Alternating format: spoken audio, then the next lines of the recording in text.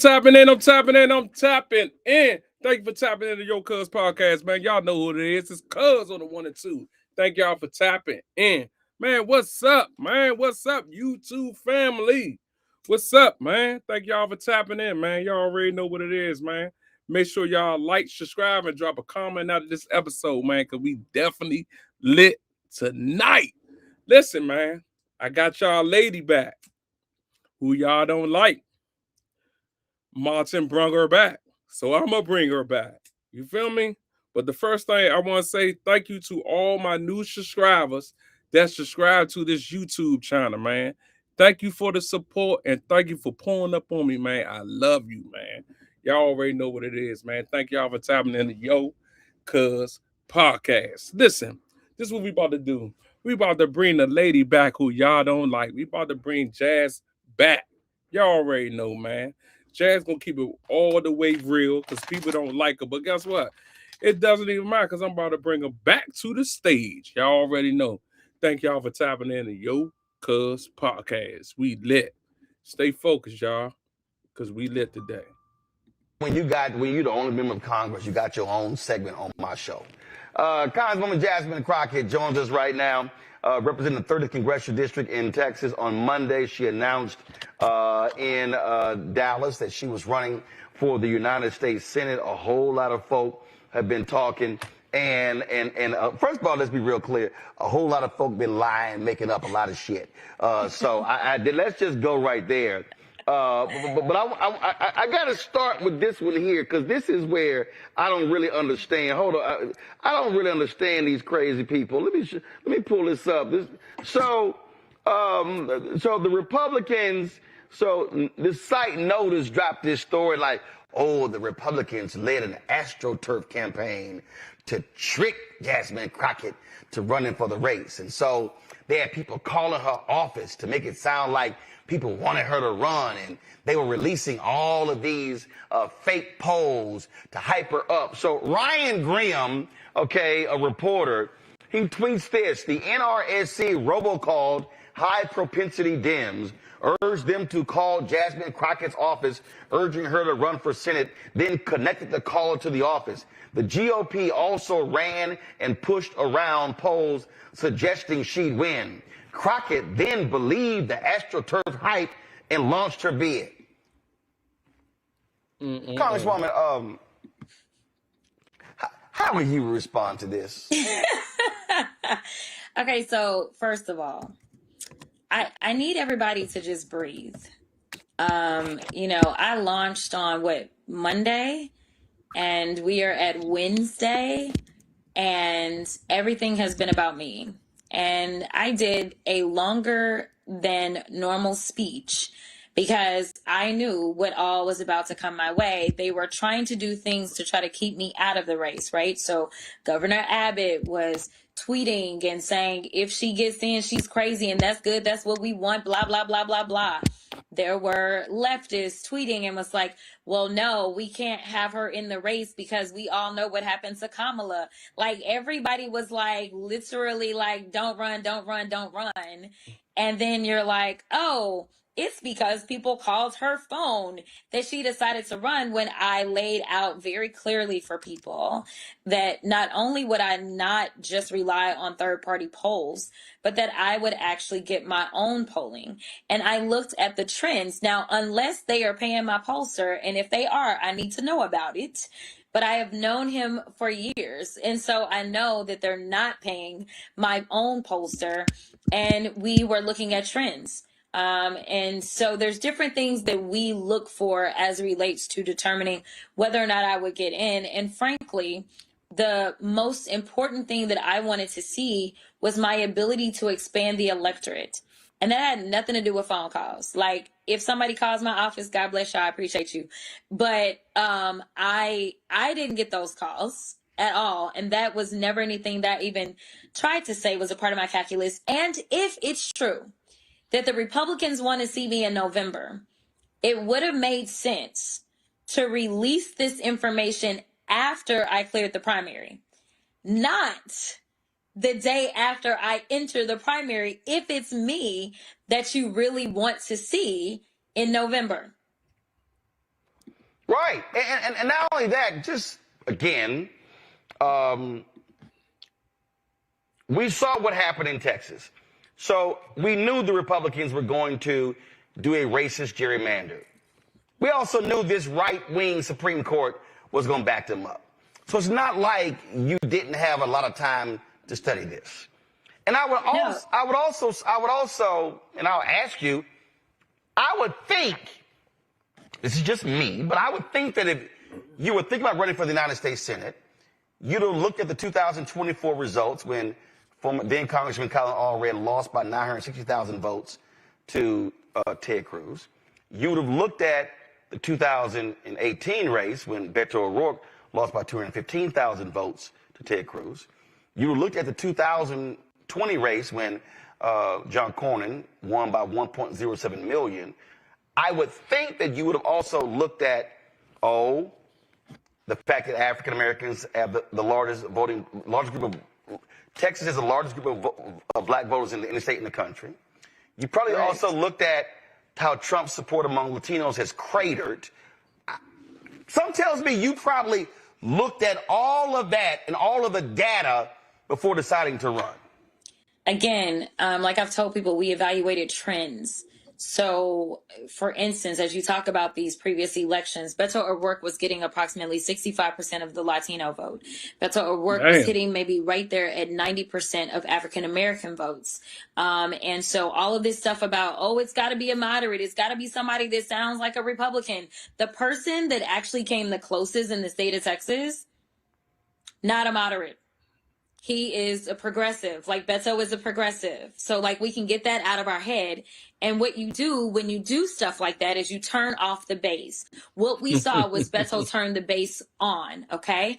So my deal is in a state where 61% of the population is people of color, I think that there needs to be candidates. I don't think one candidate should do it. And that's why I also was working to make sure that we could hopefully maximize who all potentially was going to be on this ticket. Let me tell you something. For the first time since the 90s, every single state House seat is being challenged. Every state Senate seat is being challenged. Every single U.S. House seat is being challenged for the first time since the 90s.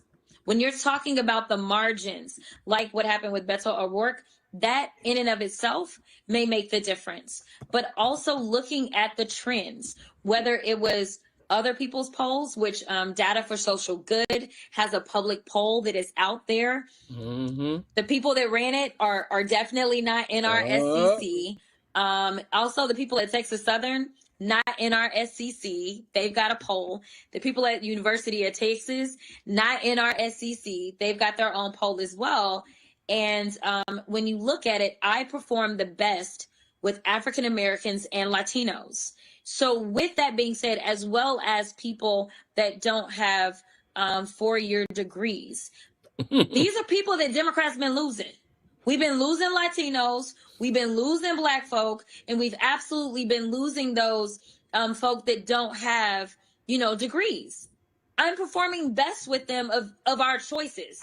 Will it be good enough? Well, that's actually going to be on the people of Texas, and it's going to be on whether or not they actually show up. And so all of this stuff about you got to do crossover and whatever. Okay, I think anybody that is fed up with their current situation because of Trump's policies will maybe want to do something different. We just saw it in Miami where they flipped a seat that had been Republican for 30 years. So don't tell us what we can't do. People need to just say, we are going to do this because it is life or death, and stop allowing the negativity to seep in. That's what got us where we are now. Excuse me, sir, how old were you when you made your first million? What is this for? We're trying to get advice for the younger generation. I made my first million last year. When we talk about Texas, so let's talk about this here. When we look at the state, Texas is 61% minority. I think when people talk about Texas, they say, oh my God, a Democrat has not won a statewide race in Texas since 1994. Oh my, and that year was four Democrats who won that year. And oh my God, it's red, red, red.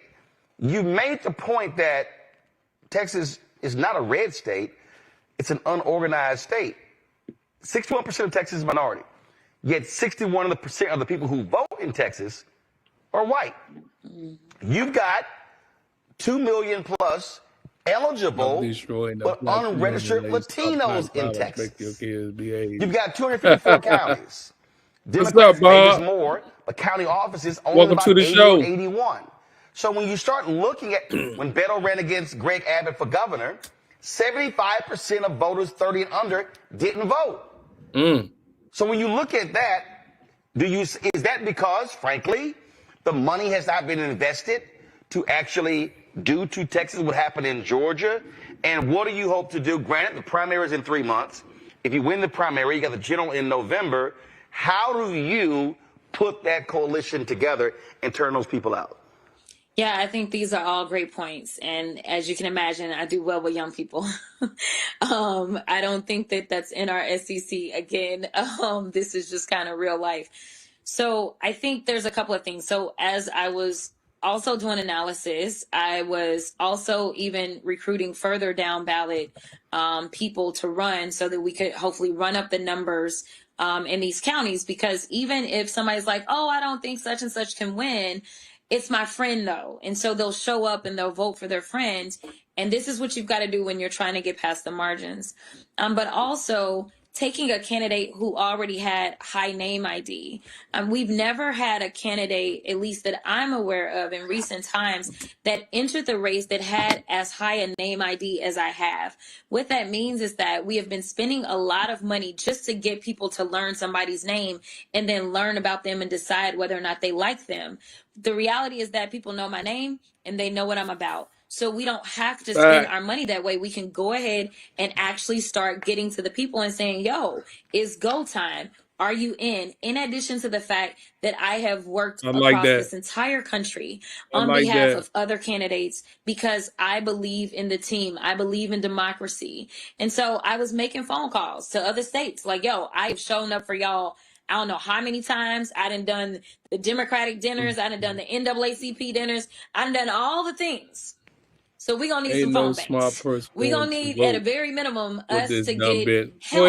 And there's nobody else that can get outside help like that. Everybody going to go vote for her, it is an advantage that our primary Why is you so don't want early her to because, win? people have been saying, what can I do Why in y'all this don't moment? want her How to can I win, help? Because man? people are feeling anxious, right? That's crazy. Well, now we've got the major special elections that are over, and the next primaries are going to be Texas and Arkansas that first Tuesday in March. And so here it is. We've got vote by mail applications that can be requested right there on January 1. People will start getting their ballots in January so that they can vote. And then early voting starts in the middle of February. So it's go time right now. And so I'm looking forward. If you are interested in joining the team, go to jasmineforus.com, sign up to be a volunteer, because I do believe in the power of the people and taking all of this harnessed energy and using it to make sure that people understand it's bigger than Texas. This is about our democracy. This is about this rogue Supreme Court in which the Senate is the only body that actually has oversight over the Supreme Court. And so I think we've got to change the map. And I don't think that we can just settle for, well, we may get control of the House and we may be able to highlight what all is going wrong, or we may be able to file bills and those bills then don't make it out the Senate because we still don't have the votes. We got to change the map. And so that's what I'm trying to do. I'm trying to make sure that we can level up not only for Texas, but honestly for the entire country. Hey, want to know how I built this $1.87 million digital asset portfolio from just $57,000? So you talked about high name ID, but you also have high negatives. Listen, Donald Trump has been attacking you viciously. Republicans have been doing the same thing. They can't stand. You got the people attacking you and Trump attacking you. That's crazy, Mo. This post where that's crazy, Al. So going in, having high name ID, but having high negatives, how then do you counter that? Is your focus saying, listen, at the end of the day, I got to get the low-hanging fruit, the low-propensity voters, the folks who, frankly, are not turning out, who've been sitting elections out? That is my goal. I think that I've bad uniquely oversight. been able to connect with people that haven't paid attention to politics. People that That's have frankly crazy, given bro. up because they don't feel like people are That's authentic or crazy, care bro. about what it is that they're going through. So that absolutely That's is our crazy. goal. I must also say that with high name ID, no matter who All you y'all are, haters. is That's going why to she come gonna win. high negative. Like, because like people either like you or they don't. Like it's not everybody not gonna like everybody, right? Right. But when you do my favorabilities, they actually are higher than the two leading Republican candidates. And That's they've why been Trump elected don't like statewide in her. the state of Texas. One of them for close to 30 years and one of them close to 20 years. Because Trump So, I be on mean, that what does that bullshit. mean, right? Like, people are like, I don't like this motherfucker. But, but this is the person that's on my Nut ticket, job. right? Nah, So, David. I That's don't think bullshit. that is an end-all, be-all. That is for sure. I think that at the end of the day, what we're seeing is that the environment is not a good landscape for the Republicans. And right now, people want somebody that's going to fight for them. And so whether it's that farmer or rancher that I've had an opportunity to meet, or even do some things on the farm, because I've done those things because I served on the ag committee, or whether it's that person that is pregnant and is about to deliver a child and now doesn't have the Medicaid that she needs. As we know, somewhere around 40% of new births in this country are Medicaid births. I mean, or it's that person that lost their job or can't afford to send their child to school because of where the Department of Education is. I mean, everything is breaking around us. Or it's that person that has been working multiple jobs because we have failed to raise the minimum wage while we continue to go out and help those corporate billionaires just put more and more money in their pockets, to the extent that Elon Musk is about to become a trillionaire. I mean, at some point in time, people get fed up. And I think that's what we're seeing. And I think that they want somebody that they feel like is not lip service and isn't just somebody here to be a puppet, but somebody that may say the off the cuff things, which we had to test for that as well, just so they know. And you know what? The authenticity, regardless of how raw it is, she gonna win though. What seems to do me y'all just gonna fine. be mad as shit when she wins. And then when you talk about obviously when what's happening in the state. I mean, look what happened last night in Florida. I mean, Republicans have controlled the mayor's office in Miami. A Democrat won last night, first time in 30 years. And so we see what is going on all across the country. Real quick. Oh, and Roland, she didn't just win. Oh no, she beat that ass. That's crazy, Mike. Matter of fact, last night I was in a chat group. And they were. Go ahead, man. Stop that shit, somebody said, they said she won. I said, no. This is, hold on one second. Trump gonna catch her slipping though. She got maybe 59. No way. She got 60.8%. She trounced him. So it wasn't. This was a runoff. It wasn't even close. Y'all, this is what the numbers look like right here. Eileen Higgins got 60.8%. Emilio Gonzalez 39.2%. No shots, huh? Questions from the panel, very quick. Rebecca, go. Congresswoman, a little civics 101. There are a lot of people who don't understand how important primaries could be. So can you talk about how primary could be important for a candidate to test their organization strength and prepare them for the general election? Oh, yeah. So one of the things that I told people, even though I'm sitting here, because there's no way that I could not be on an interview with my constituents, as I'm also in D.C. because I had to return to D.C. for work. I told my team, I was like, it's go time. Like, it's GOTV time. We are already there. You hear? Election, I think, it's go time. 83 days away at this point. 83. So, we got a lot of work to do, and it's a big state. But we are starting the general election. She gonna win. And so it is important. So I'm telling y'all. That's the phase that we're in. I'm not gonna go into all the details about what it is that we're doing and how late I'm staying up at night and all the things that I'm doing late at night, because I am burning both ends of the candle. But I will tell you that it will demonstrate how excited our base is.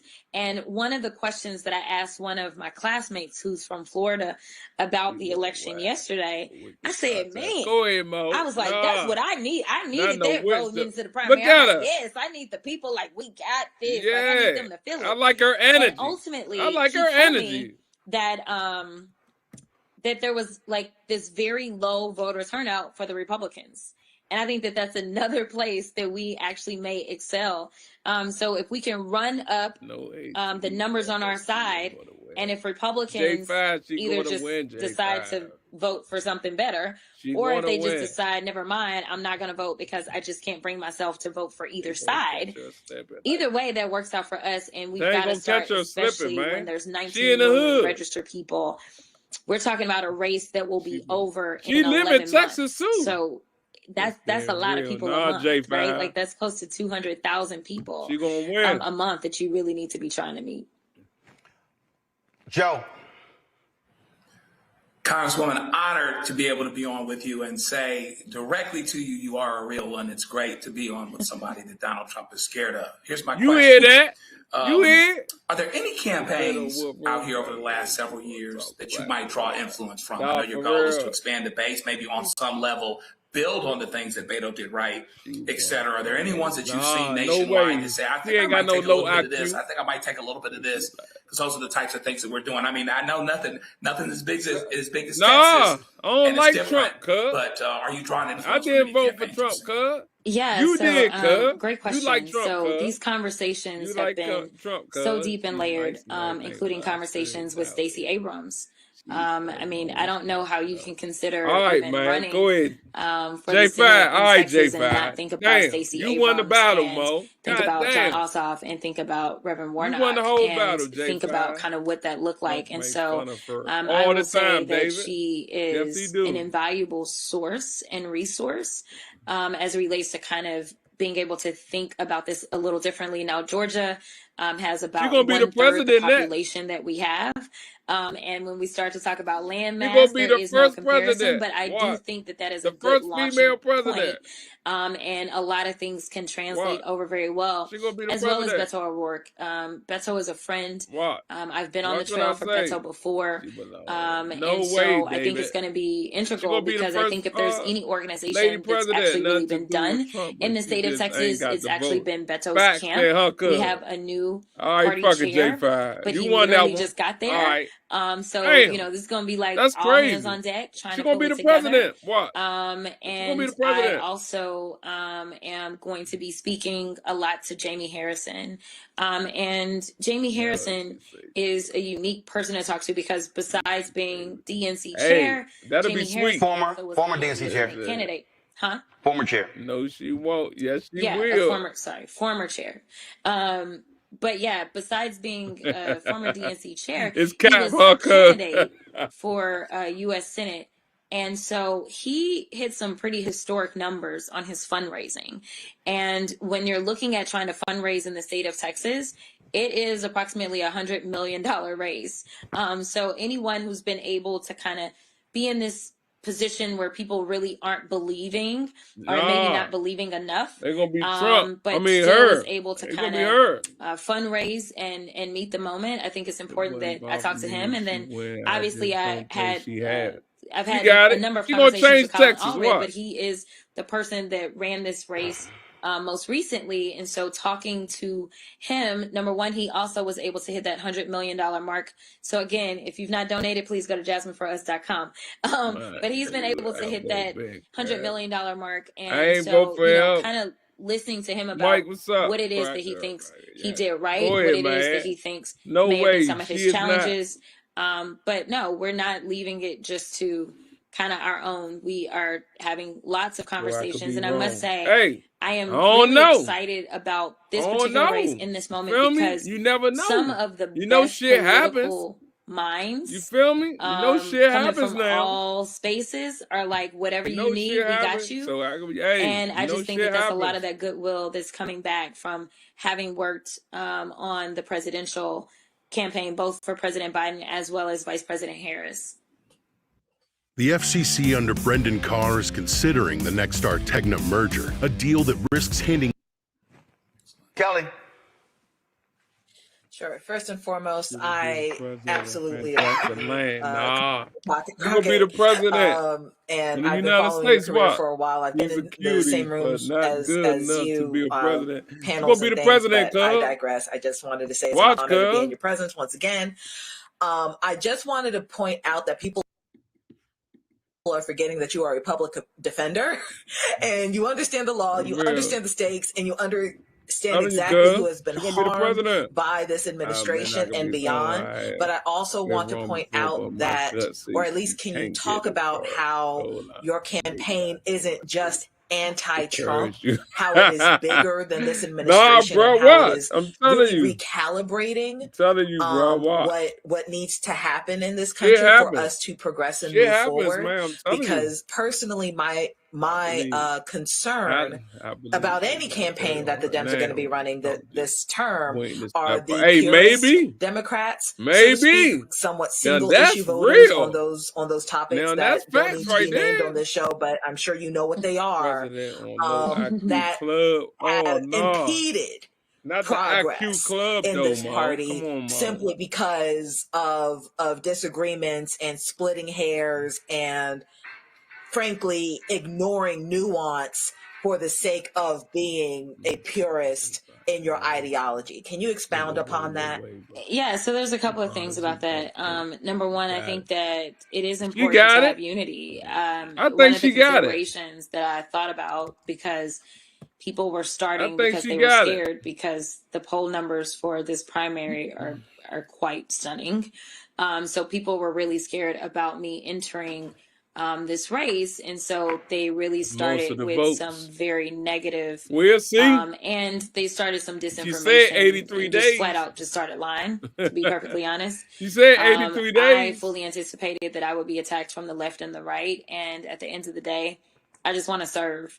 I want people to know, in case you don't know, there is no additional pay. I could have went back to the house, got the exact same check, crazy. And had 766,000 constituents versus 30 million. And my deal is, if these weren't issues in all this time, then you should probably be thinking twice. If you're seeing a clip of something, you probably should go out, maybe do a little research, and maybe see if you can find the entirety of the clip, because maybe it's something they don't want you to see. If you have questions about my record, I've always been willing to answer for my record. I don't anticipate that everyone will ever agree with everything that I vote for or against. And at the end of the day, I remember being on the campaign trail for Harris. Yeah, she definitely played checkers. Black church, she definitely does. I would ask people to raise their hands if they were married. And then I'd ask them if they love their spouses. The answers would be a little funny. But I then would ask them, do you agree with your spouse on everything? And everybody would be like, no. And I'd be like, okay, so here's the reality.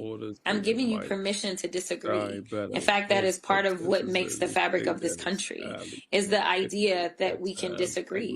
But the idea that you are seeking perfection or you're a perfect candidate, I will tell you that we will continue to lose elections as Democrats. You're on fire tonight too, J5 too. Because there is no perfection.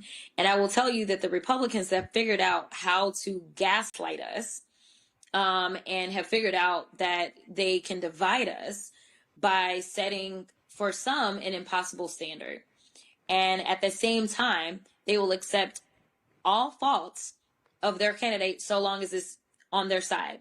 So a good example of this and how they throw bombs is them going on about how Joe Biden was old and how he ain't know what he was doing and he's senile and all this other kind of stuff, right? They threw that out there. Democrats then ran with it. It was like, oh, we got to get him out. He old. And what the Republicans do? Nominate an old, senile, dementia-ridden man. So I'm like, if it's good enough for them, why couldn't we have nice things, right?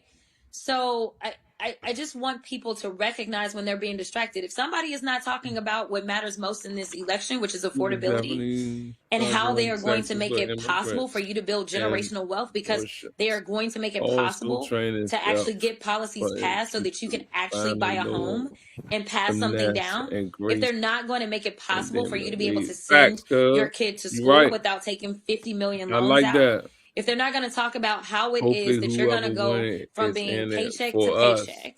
If they're not going to talk about how it is that you won't have to incur medical bills or that you will even have health insurance, then just understand that they don't want to talk about what matters most You right from now. there, bro? They want you to be Praise for a distracted. They brighter want day to and a divide us blessed brother. because I that like is your what show has and worked. pray And I want to say for this your final point. victory. And Thank you, that big is that homie. the bots are out here and they are real. I'm sure y'all talked We about it lit. before, where when the We new lit. feature went Thank you live for on tapping X, in. You hear me? it showed how all of these big influencer accounts Texas in the house. are Y'all foreign already know. actors. Texas I've in the traveled house. the world and talked to allies about how they meddle in our elections, and they do it for pennies on the dollar. It's a lot of people getting riled up by bots. So you think and don't even know it. So it's gonna I'm be just saying, tough we for lost her in Texas because we decided to lose focus of what mattered. We can do that again, or we can go back to that 2008 moment that I was trying to remind people of, when a young Black 44-year-old senator from the state of Illinois had to tell people and reaffirm over and over, yes, we can, because clearly many people told him with the name Barack Hussein Obama, no, you can't. But he did. It's going to take all of us. So, you got to decide, pick your battles, and recognize that there's not going to be any perfection. But also recognize that I have a record. You can look up anything you want to look up and find out where people are confusing you. All right. Congresswoman Jasmine Crockett, I'm sure we'll be chatting with you a few more times between now and the first Tuesday in March. But we appreciate it. Thanks a lot. Hello, I'm Isaac Hayes III, founder and CEO of Fanbase, and I'm here with a very important message. We are at a turning point in the Black community where we must have equity in the apps we use that scale to billions of dollars. But this time, we own the infrastructure, we own the culture, and we shape the future. And Fanbase is the future. Fanbase combines the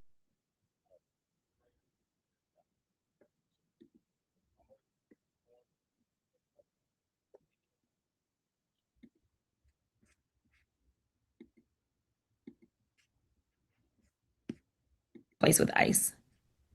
Your campaign blasted a new poll that was released last week by Emerson College Polling and Nexstar Media, and called it an outlier, which showed James Tallarico ahead of you by 9 percentage. Listen, studied statistics because I was a business major in undergrad. That Emerson poll was deeply flawed. And so, in short, 28% of the people that participated in that poll were self-identified Democrats. And so ultimately, the only number that actually really mattered was the fact that even though only 28% of that electorate, which we don't anticipate that 28% of the Texas electorate will be Democrats, we anticipate we'll have a little bit more than that. Even under those circumstances, I was leading against Kim Paxton. Same as our internals have revealed, that I actually am leading a Republican in this race. The other issue that we saw was that of the persons that they said would vote in the Democratic primary, they put 25% of the Democratic primary as independents. And we know that independents actually skew more so towards a demographic that my opponent attracts, which is white men. And so we don't anticipate that we're going to have a Democratic primary that's going to be 25% independents and 75% Democrats. We anticipate the numbers will be a lot larger on the Democratic side. And so because of that, that's why you believe that you are the front runner? I do believe that according to all polls, except for that one, that I am in the lead. But as you just said, we did 17 stops in 2 days, where we went through, I think, a total of 6 cities. The following weekend, this most recent weekend, we did another, I think, 14 stops in 8 cities. So it doesn't matter what any poll says. We are going to work because that's what Texans deserve, is to know that they're going to have a candidate that will show up for them in DC, which I've been doing, but will also show up and actually try to earn their vote by going and meeting them where they are. Your campaign also said that you are the best candidate in the Democratic primary to reassemble the Democratic base and to expand the electorate in November. And that I'm wondering what makes that so? Yeah. So there's a couple of things. When we look at the state of Texas is a majority minority state. And so 61% of the state is people of color. But when we look at who is actually turning out to vote, it is Black and brown folk that are not showing up to the polls. When we look at the demographics that overwhelmingly, well, definitely African Americans overwhelmingly support me. I'm still in the lead with Latinos, and we know that my opponent has been spending a lot of money specifically to try to get Latinos to come over to his side. But considering the fact that we're already there, and so we already have a rapport, and then basically once we start spending our money, we will only continue to hopefully build upon that rapport and that group of people. But if I had to just say this like in very plain language terms, I am the person that can show up and go into the DJ booth and talk to people there. But I am also a PK that can show up at church. I am also someone who can show up in rural Texas, because when I graduated law school, that's where I lived, was in rural East Texas before I moved to Dallas. I also served on the agriculture committee. And so whether you're talking about rural Texas and the struggles of, say, those down in Amarillo, as we know that Tyson plant is going to release 1,700 people because of cattle production. I am that person that can engage in those conversations from experience and not just a campaign theoretical standpoint, as well as engage with students on campus or go into a DJ booth or go into a church. So your campaign said about 2 million registered voters who are people of color did not vote in the 2024 general election, among them 700,000 African Americans. What are you going to do to attract them to come out and vote in the primary and in the general election? Yeah, so there's a couple of things that we're doing. My campaign is all about meeting people where they are. So here recently, there was a big concert in Grand Prairie, and I knew the artist that was performing in that concert. That artist invited me on stage. These are not things that you typically see in a campaign whatsoever. That's what we've got to do. We've got to communicate and meet people where they are. We also are making sure that we are going out to the schools. So right now, as we're getting ready for the debate, we have HBCUs that are going to be doing debate watch parties. So I'm making sure that I'm hopefully connecting really well with both young, middle-aged, as well as older, but definitely the things that African Americans do, or even Latinos. You may find us at one of the flea markets because we've been doing that as well. I think for far too long, it's a matter of kind of like only the politicos talking to politicos. Yeah. We don't want that to be the name of the game for our campaign. We want people to know that I'm accessible and that I'm real. And so that's why we are showing up exactly where the people are. How important is the electability issue for the general election in this primary? And I ask you that because I asked Representative Tallarico that last week, and this is what he told me. I think it's the central question in this primary: who can win in November? Every Democratic primary voter who shows up in this primary needs to have one question on their mind, and that is, who is best to be positioned to win in November? Because if we don't win, we can't help people. So what do you say about that? Yeah, I mean, we've got to win. And I'm the only person in this race that is ever polled ahead of any Republican. So I guess I won't necessarily disagree. I think that unfortunately what we have seen is there's been this kind of undertone about what electability looks like. And the reality is that the numbers don't bear out. The numbers bear out that there's only one person. And I've only been in this race for a little bit more than a month. Even in that flawed Emerson poll, and again, as I laid out how that poll was flawed, at the end of the day, that poll was skewed against me, yet I was actually still beating Ken Paxton in that poll. The best that my opponent, who's been in this race for some months now, the best that he was doing was tying with Ken Paxton. And that is still not considering all the people that typically don't vote one of the things that we've got to do is we've got to figure out who can excite the base. And I think that that is what matters most when we're talking about electability, because what we saw in this most recent presidential is that the base stayed home. They didn't necessarily go out and vote for Republicans. They just didn't go out and vote at all. And so having someone that people know, that they trust, is an actual fighter, not just in words, but in actions in this moment. Because right now people are scared, whether they're a Democrat, Republican, or independent.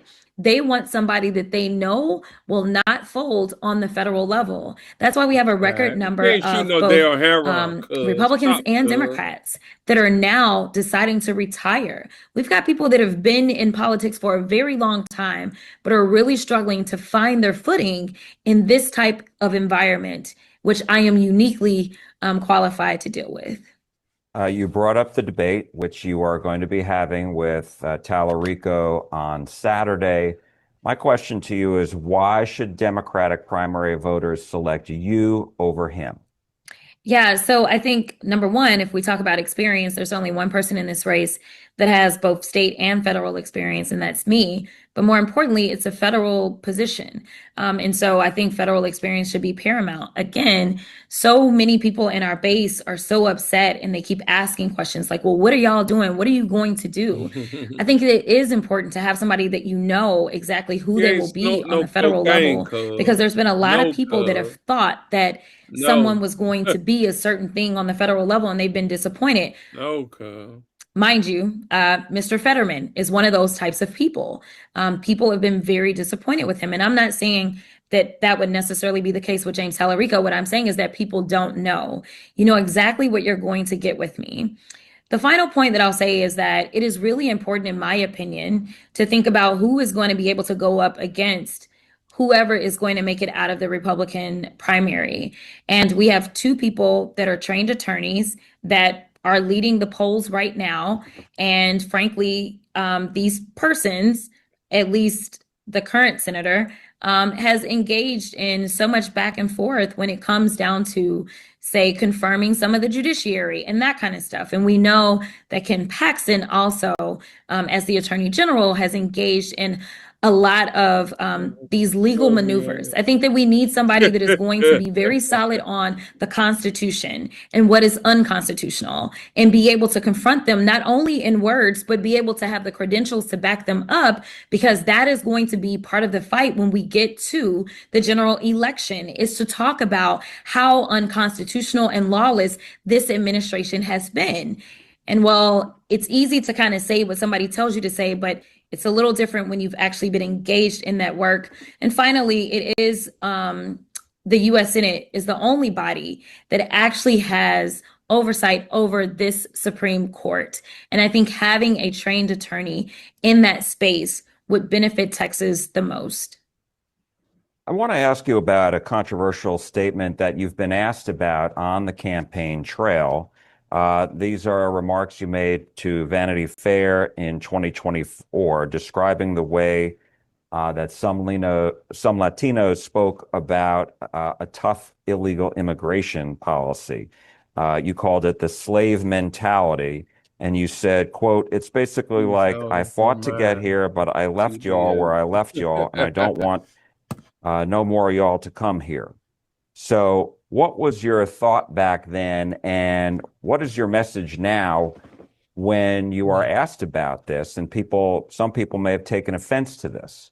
Yeah, so I've talked to a number of people, and I've talked to a lot of Latinos that have basically been like, we completely understood what you were trying to say in that moment. What I want people to understand is that the struggles of the African American community as well as the Latino community are greatly tied. It's the same thing, like for me, understanding our history, when I talk about the fact that what I see from ICE right now looks like slave patrols. As an African American woman, what I am doing is I'm framing things in the frame of thought that I can associate them with.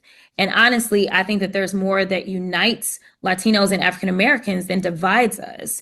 And they continue to try to divide us, even trying to take that particular statement out of context, when the reality was, these are real conversations. No one is saying, oh, the Congresswoman did not have these conversations. There has been a real fear for a lot of people as it relates to immigration. And I was engaging in very real conversations and talking to people that were against more immigration as it relates to this country. So I think that what people should take away from that is that I'm always willing and ready to engage in real conversations so that I can better understand what is going on and how someone feels in a moment, even if they're not of my same persuasion. I want to understand. So that's number one. And I think we should all want elected officials that want to understand what's going on. Number two, that was never said to offend anybody. What it was said is more so out of a frame of reference as it relates to what I can refer to as bro, you feel me? Something as a Black woman. Put that on her about no drugs. I wanted to just ask you about what you said, if I heard you correctly, comparing the ICE patrols to slave patrols. Some people may hear that and say that's way too strong. You don't think so? I don't. And again, this isn't said to upset any, like, I'm not trying to upset Latinos. This is said because I know my history. When I know that slave patrols were some sort of military-like-ish policing force that was going out and grabbing and disappearing people based upon their skin color. People were having to walk around and show their papers. Yeah, that is what it looks like. That's what it looks like to me. And again, if we don't learn from history, we're doomed to repeat it. And I think that we are currently in a bad way right now in this country. And I do think that we have other examples that we can look at. We were just in Minneapolis, and to hear the stories of U.S. citizens on the ground and what they're experiencing in the aftermath of Renee Good, what they experienced prior to and what they're experiencing now, I don't know why anyone would take this as if those words are too strong. You had a woman that was executed in broad daylight, in the middle of her community, in front of her wife. She was shot 3 times in the head, and then the officer called her the B word and walked off and jumped into a car. Oh, I'm pretty pissed off. And so, I mean, listen, the one thing I want people to know is that my language has never, ever been politically correct, if we're going to be real about it. Jack, you know me well enough. My language has not been politically correct, but my heart has always been in it for the people. And so when I get emotional and I get frustrated about what's happening, I think that we should be more concerned about what's taking place on the streets in America than we are about maybe whether or not my words are upsetting. Because what's upsetting is that there's 3 children that belong to Renee Good that don't have a mother anymore. What's upsetting is that we have U.S. citizens as well as immigrants alike that are being disappeared. We had a record number of immigrants that died in ICE custody last year. We had a record number of U.S. citizens that were abused and incarcerated by ICE that has no authority whatsoever over them. These are the things that are more upsetting to me. It's their actions than it is my words. But I am here to say, for the record, that if my words offend you, that is not the intent. My intent is to make sure that we understand the gravity of what's taking place currently in our country. What do you say to Republicans who say that people should not be interfering in law enforcement operations, including ICE? And, the Republicans say that it's the Democrats who are really trying to intensify these situations. What do you say to that? I say they're just either ill-informed or just not paying attention. But as someone who serves on the immigration subcommittee for judiciary, I can tell you that's just not true.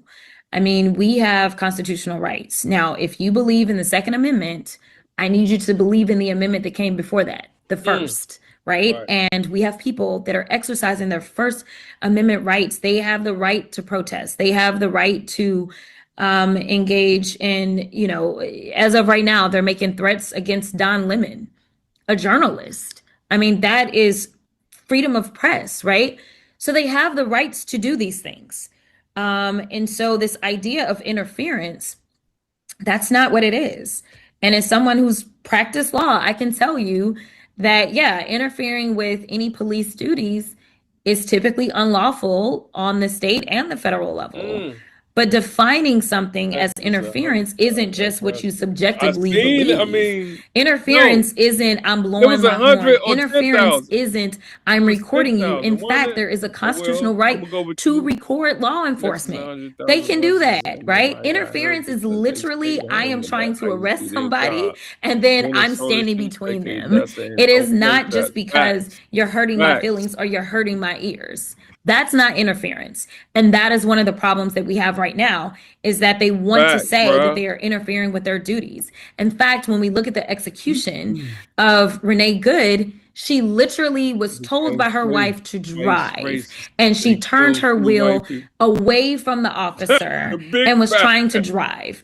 I have never in my life seen an officer with a cell phone in one hand trying to record and a gun in the other. Never. Ever, ever, ever. It doesn't even make sense. Let me ask you, what do you think on this topic? What's the fix? How would you fix this?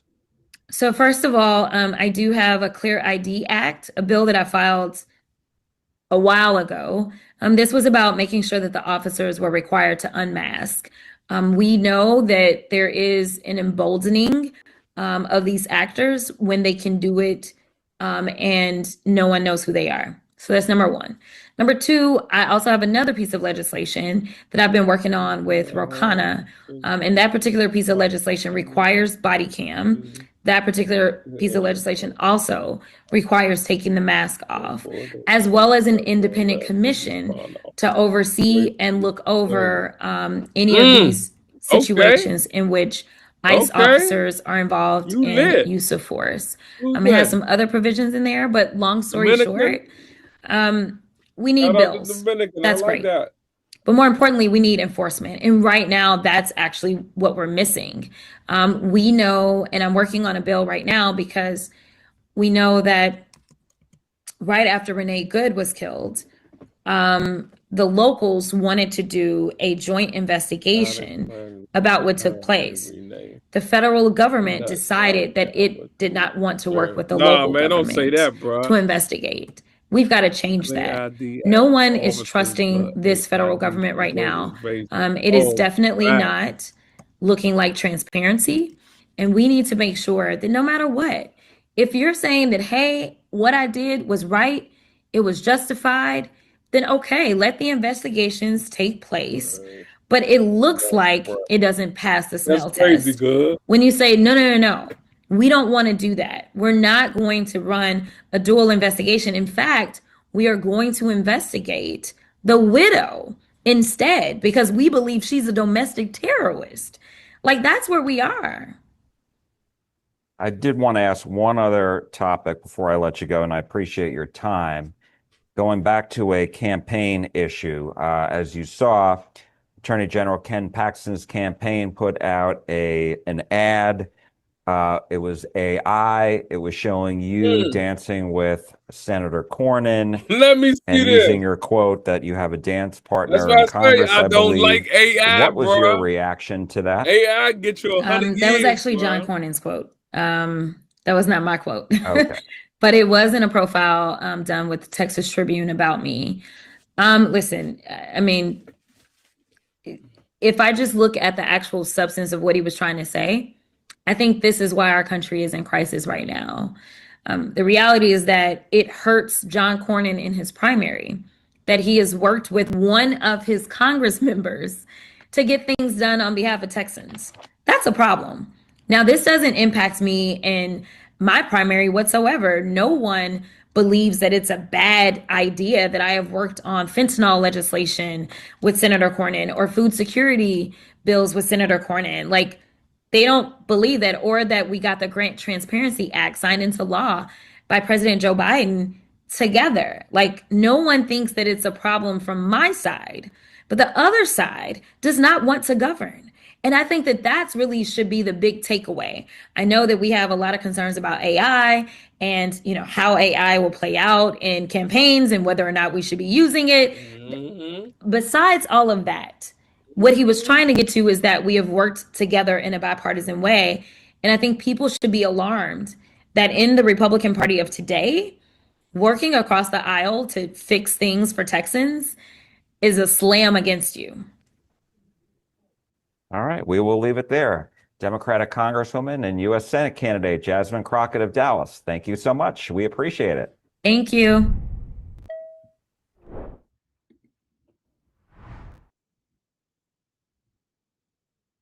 Your body gets hard, but goes soft fast. That's your body rejecting the erection. Your equipment rises, but doesn't last long enough to satisfy.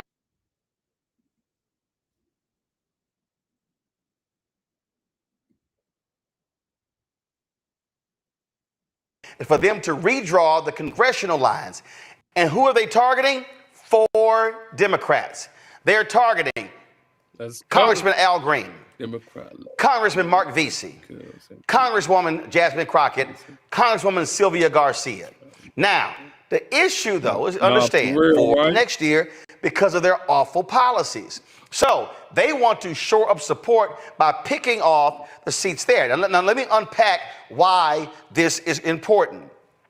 When Bishop William Barber and Moral Mondays, first of all, let me go back before that. 2008, then Senator Barack Obama wins North Carolina in 2008 running for president. He won by 14,100 votes, okay? Then there was a significant black turnout in North Carolina. Then in 2010, started moving voter suppression laws.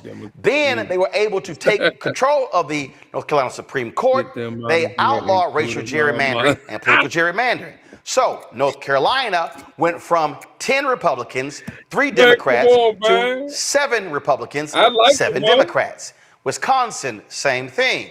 Lawsuit took place. Supreme Court said, we don't have any control over political gerrymandering. That is how lines are drawn, meaning the state legislature, they hold the power to redraw lines. What happened in Wisconsin? Republicans control the Supreme Court. What then happened was the folks in Wisconsin were like, nah. So Democrats now have a 4-3 majority of the Wisconsin Supreme Court. What then happened? They successfully overruled the state, had to redraw state lines because Republicans, they basically drew the lines to guarantee they will always have power. That's how you have these supermajorities in Florida, in Texas, and other places. In Michigan, they had a commission that said, oh, you got to create a commission, a ballot initiative to create a commission to redraw lines to make them fair. In Ohio, same thing happened. But the Republicans said, screw the commission. They overlooked them. So what the Republicans have done, so you understand, why do the Republicans have so much power on the state level, the congressional level? Because of political gerrymandering. By whoever controls the legislature, the House, the Senate, governor's mansion, puts you in control of the process. So when Republicans have a supermajority, which means they can pass whatever they want, don't even have to talk to the Democrats, that's how you get political gerrymandering. So they're sitting here going, damn, we're about to get our asses kicked next year. So we can pick up 4 in Texas. Then we can pick up a few over here. Yo, if we lose 5, 6 seats, we still hold the majority. Now, Democrats do political gerrymandering, but they're nicer about it, okay? Democrats too much about fair. You got political gerrymandering in Maryland, okay? But Democrats are not as hardcore with political gerrymandering as Republicans. To me, that's stupid. California Governor Gavin Newsom, he has been saying, he's already on record as saying, all right, Texas Democrats, you punk asses gerrymander these districts. You know what I'm going to do? I'm going to gerrymander in California. Here's my whole deal, Gavin Newsom. To hell with Texas. Do that shit anyway. That to me is dumb. This is about power, y'all. This ain't about fairness. And when the Supreme Court has already said, yo, we ain't got no jurisdiction or political gerrymandering, then you exercise power. I don't understand it. So But here's the problem in Texas. Go to my iPad, Henry. This is a post in the Texas Tribune. In the Texas Tribune, which is a nonprofit site in Texas, you got someone is quoted saying, we went down this road before and it didn't go well. In this article, they lay out that the Republicans did this in 2010. The problem is things begin to change in 2018. You see right here, 2018 was a midterm election. The political climate changed. A lot of Dems turned out. And so you had these so-called red districts, and Dems turned out, and Republicans lost statewide seats. They lost 2 congressional seats. And you see what Michael Lee, a redistricting expert at the Brennan Center, said what looked like a silent gerrymander by the end of the decade had become almost a dummy bander. The lesson for 2010 is that you can stretch yourself too thin, that you can be too smart for your own good. And when the politics change, you get bitten in the you-know-where. So already there are some Republicans in Texas who are saying, hold up now, dog. I don't know about this here, because if all of a sudden we start changing lines, let me explain how that works. If we start changing lines to get rid of these 3 black Democrats and Latino, that means them black people and Latinos, they vote in our district. We might lose. Now, Sylvia Garcia represents the district where I grew up. I grew up in Clinton Park in Houston. That used to be a Republican district. Jack Fields, no, it's now Democrat. Okay? 18th Congressional District in Houston, Congresswoman Sheila Jackson Lee in the position. That's the seat that actually was Barbara Jordan, Mickey Leland, Craig Washington, Sheila Jackson Lee, Sylvester Turner, and the election is going to be in the fall. Now, I never do that, bro. Here's the issue Republicans face. Section 2 Voting Rights Act. Now, we know this is a hardcore Republican Supreme Court. But we do have the 2 cases out of Alabama and Louisiana. It does not bode well for for Republicans. If they target these 4, guaranteed lawsuit. Because the lawsuit is going to say you're denying black and Latinos representation. Supreme Court ruled against Republicans in Alabama, and they had to create what is called an opportunity district. It was not a majority black district, but it was about 45 to 47% black. That's how Congressman Shamari Figures was elected. In Louisiana, blacks make up 1/3 of the state. What happened there? Well, they had to create a new seat. Republicans fought it. They lost. They had to take a seat, take a break from a white Republican. That's how Cleo feels. Is back in Congress. Now, to understand the numbers, y'all, I need you to realize this here. Minorities make up 61% of all people in Texas. Let me say it again. Black and brown people comprise 61% of the total population of Texas. What's the problem? 61% of the people who vote in Texas are white.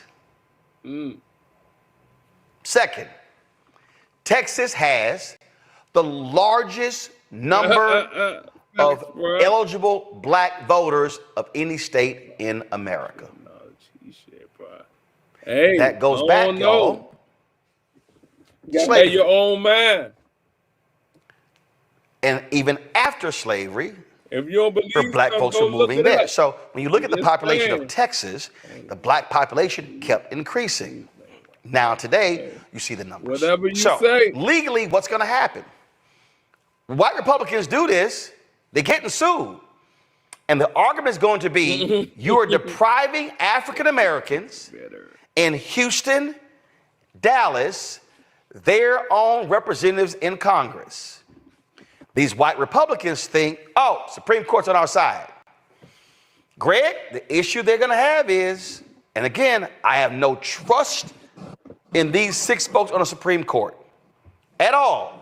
We know Clarence Thomas don't like black people, can't stand the Voting Rights Act, but we do have in recent history, very recent, Well, this Supreme Court ruled against white Republicans on the grounds of race in the congressional seats in Alabama and Louisiana. Yeah, Roland, it's exciting. I confess to being excited, because what we're really talking about is whether or not these white nationalists and the Negroes they own, like Clarence Thomas, are willing to destroy completely destroy the concept of rule of law in the United States. As you mentioned, the Wisconsin case, which I think was 2010, the Gill case, Gill Whitcomb versus Whitcomb, I think, where they were saying, yeah, partisan gerrymandering is not justiciable, even though in that case they dismissed it for lack of standing. And then we remember, you reported this, you covered this extensively, South Carolina, where the NAACP sued. And they said, well, it's a political gerrymandering. Now, before the white nationalists really took over the federal bench, certainly the Supreme Court, the justiciability of political gerrymandering, and this was all through North Carolina, this is Shaw versus Reno, this is the Ashford case out of Georgia, it wasn't at all clear that political gerrymandering couldn't be seen as a proxy for race. But as they have made this more white nationalist, more right wing, extreme white wing, they've really obliterated that. But here's the problem, and you just laid out the problem beautifully, brother.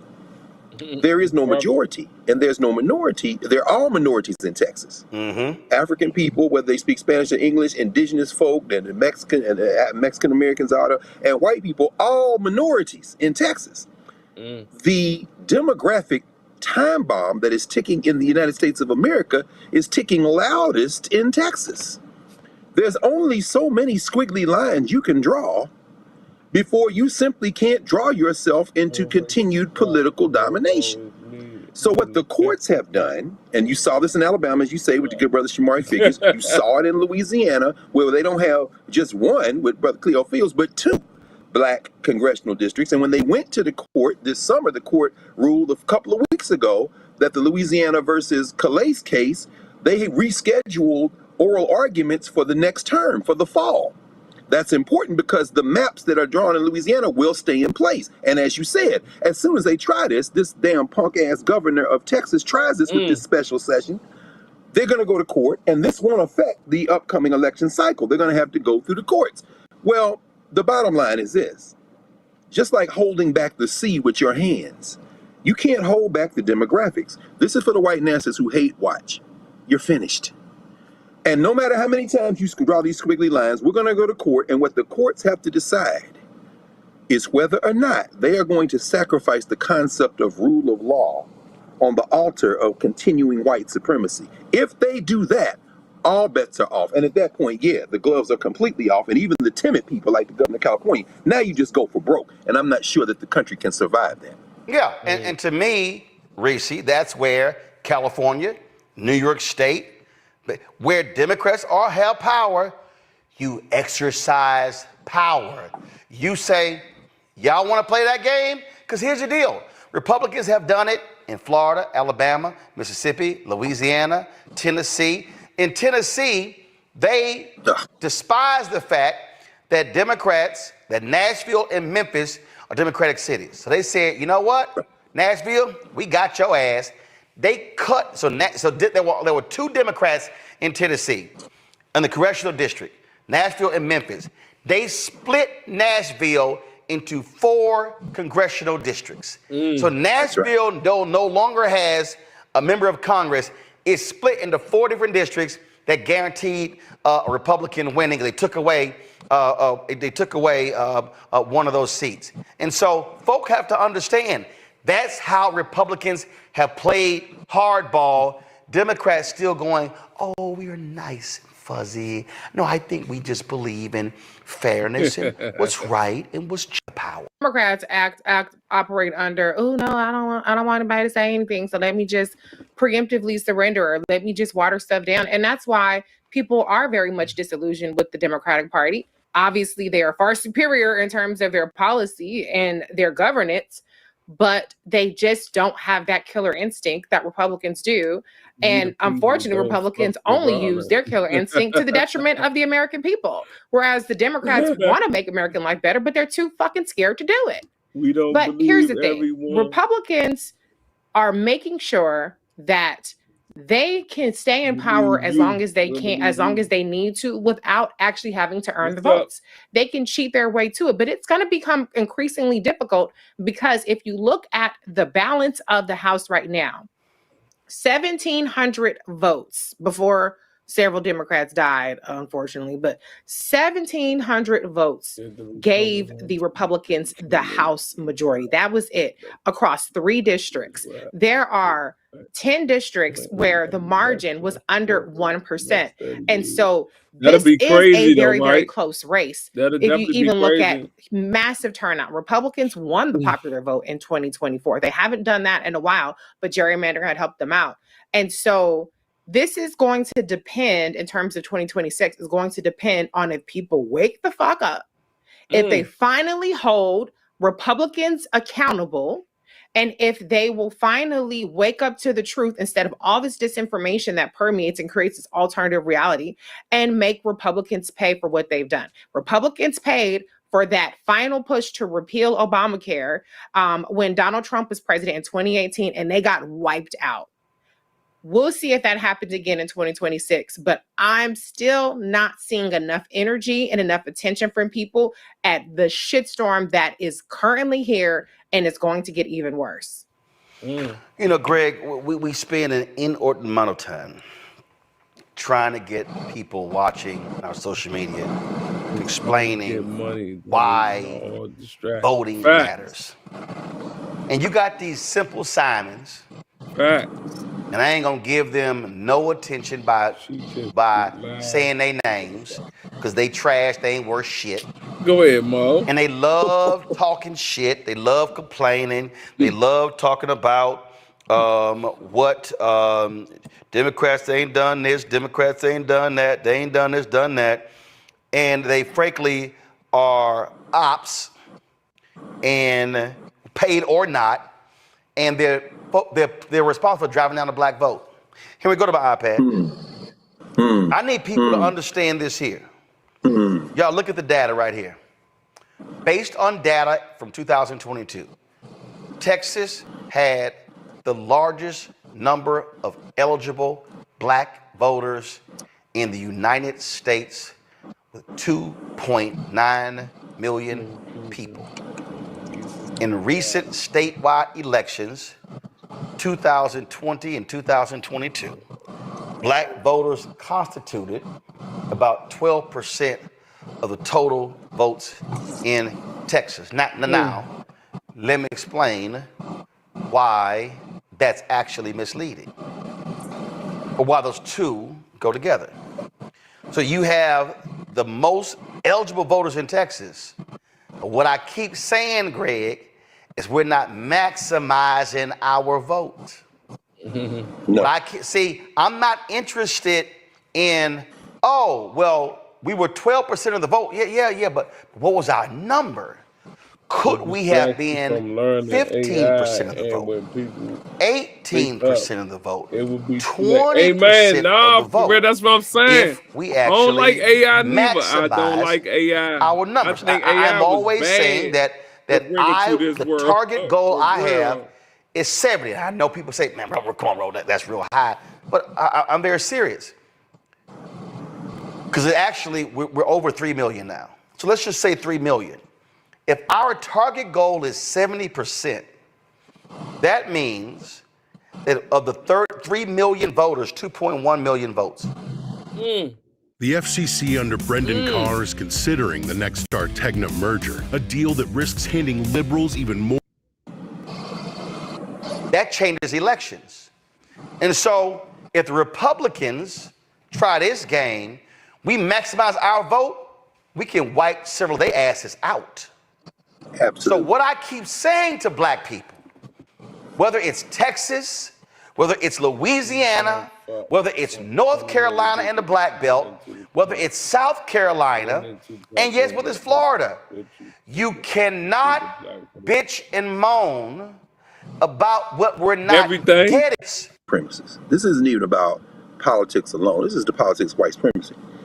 And, you know, your home state has taught us the lessons in how we fight. These are the famous cases of the 1930s, 40s, and 50s. In fact, Congressman Green, when he told everyone, this is right after he filed that second attempt to impeach this bozo down the street in public housing 2 blocks from where you are, he came to your studio a couple of weeks ago and he said, they're after my seat, but if they get me, there'll be somebody else.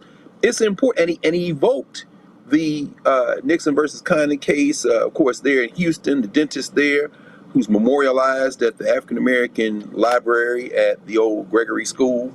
You know, Texas showed the country how to fight. I'm talking about black Texans when it looked most austere in the 30s and 40s with the white primaries. If we have to go back to that model, we have a model in what to do. It involves that voter participation, that voter organization and mobilization. It involves our institutions, the black church, the black professional associations, the sororities and fraternities. All that is a backdrop to what I'm going to say here. You've talked to Greg Palast on several occasions. We must never underestimate the importance of voter suppression. That's why you always encourage people to check your voter registration, check your voter registration. I'm not at all sure that the reason that we've got to deal with Trump again isn't primarily not just disinformation, but the fact that people, when they got ready to vote, found themselves not on the rolls. Voter suppression is real. If we vote anywhere near our numbers, as Gary Chambers always reminds us, we win. There are no red states in the South. There are under-organized and under-mobilized states, as he and Reverend Barber have said many times, including right here. Texas is not only up for grabs, Texas can be purged of white nationalist domination simply by people being vigilant. And finally, before anyone says it's not possible, we have the history to show us that not only is it possible, that is how we have gotten to this point. We can ignore the trolls, the ops, and others. You were in Louisiana. I'd love to hear what your thoughts were on Essence Fest, because now they're in a battle talking about it's the continental Africans' fault that the Essence is ruined. Listen, stop being stupid. Understand that when it comes to white nationalism, a Frenchman, an Englishman, somebody from Texas, Louisiana, New York City, anywhere else, they find a way to come together on the thing they agree on. Meanwhile, they work very hard to keep us at each other's throats. And yes, I'm talking about all you people too who are saying, what about ain't no black and brown coalition? You need to wake up and understand that white people can be at each other's throats. But when it comes time for the thing that they want to get done, they will hold their nose and link their arms like they're in a damn civil rights march. You and meanwhile looking for your hair is 3 inches shorter than mine. I'm against you. That's stupidity. And we have never advanced that way. Texas, I think, can shock us. Excuse me, sir. How old were you when you made your first million? What is this for? We're trying to get advice for the younger generation. I made my first. And surprise us and also confirm the fact that we know what to do if it will simply go into its memory bank of history and understand that we know how to do this. We've done it before. Henry, go to my iPad. Race, literally while we were talking, Bishop Barber just sent this to a group text that I'm on. Like when I say literally, I'm talking about as Greg was talking. So talk about right timing from the Lord. He said, we can't ignore the work in our own hood. Below is Pew study work. We have to have it vetted and checked in. If accurate, we must face it seriously and strategically. And GOTV work can't be limited to 30 days before election with people speaking. Our efforts must start in August this year. If MAGA and the Senate and the House and state legislatures are as bad as we all say, there are 60% of all black folks poor and low wage. 85 million people are poor and low income. In 2020, 58 million people in this group cast ballots, making up 34 to 46% of voters in 9 battleground states and more than 20% in all but 5 states.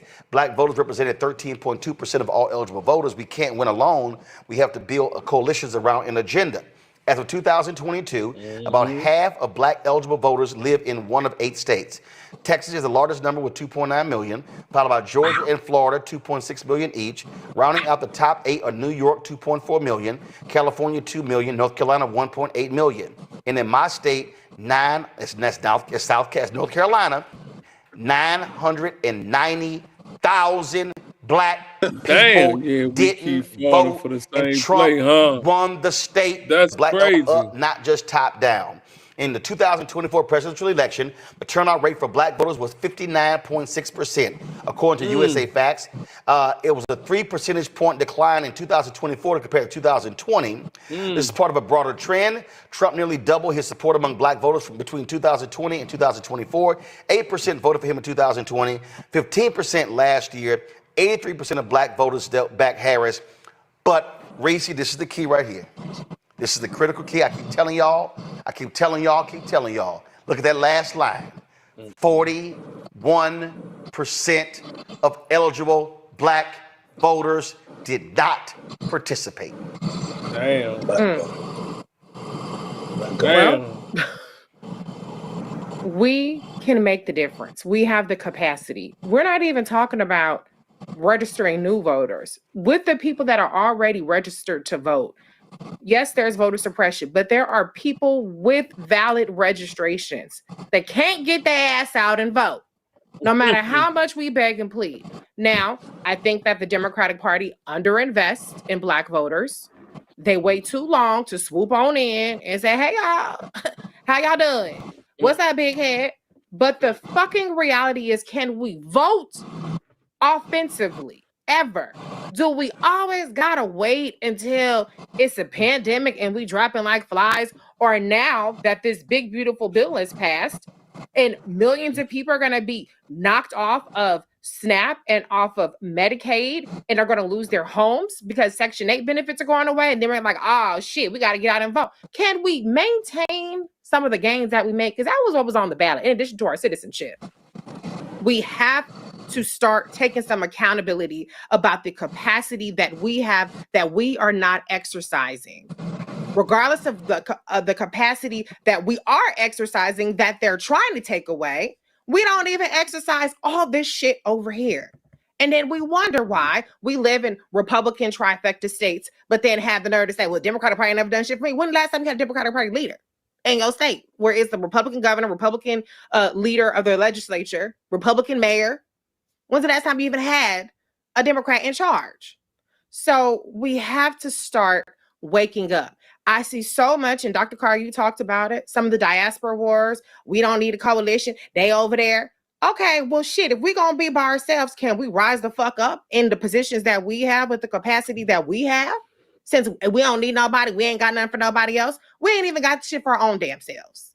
That's part of the problem. So, yes, we do need to stop gerrymandering, stop voter suppression. We definitely need to stop disinformation, because that's doing a number on our asses very, very easily. The dissuasion campaign, all that is really, really killing it. Woo, child. Whoever made that investment is getting a massive return on their investment.